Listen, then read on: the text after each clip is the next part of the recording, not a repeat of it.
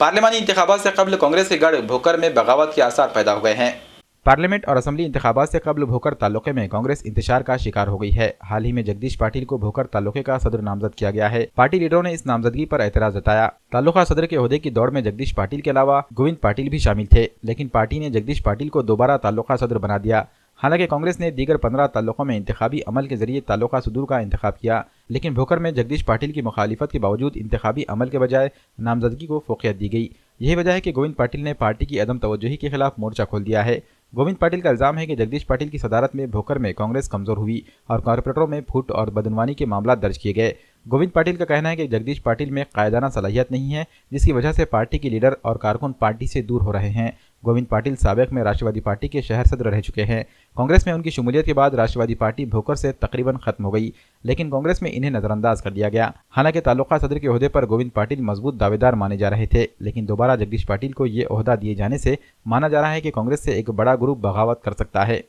नांदेड़ जिले के अंदर 16 तालुके हैं। 16 में से 15 तालुका अध्यक्ष कंप्लीट बदल गए और भोकर का नाम 15 के साथ नहीं लगा और नाम किसी का नहीं आया। तो हमको लगा कि हमारे जो नेता हैं वो हमको बुलाएंगे, हमारे साथ हमारे कार्यकर्ताओं के साथ गुफ्तगू करेंगे और उसके बाद में तालुका अध्यक्ष का पद डिक्लेयर करेंगे, ऐसा लगा।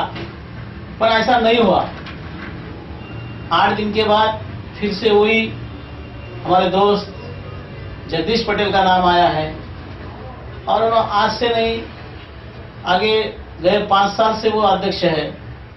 तो हमारी पार्टी को लगा ही होगा कि बहुत हमसे बहुत लायक आदमी, अच्छा है, लायक है और काम अच्छा होगा, ऐसा लगा होगा, इसलिए उनको बनाए। जैसा जगदीश पटेल के फटाके उड़े, बाद में मुझे काफी कार्यकर्ताओं का देहात से, ग्रामीण भाग से और शहर में से भी कोई लोग मिलने को आए, फोन आया कि भाई जगदीश पटेल फिर से अध्यक्ष हुए कहते।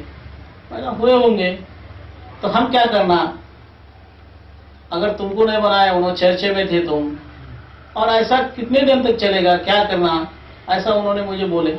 तो मैंने उनको एक ही बोला, आने वाला वक्त बताएगा, अभी अपन शांतता रखना है, क्या आने वाले टाइम में अपन वक्त के हिसाब से चलने का है, ऐसा मैंने उनको फोन पे बोला और कोई लोगों कार्यकर्ताओं को मिलकर बोला।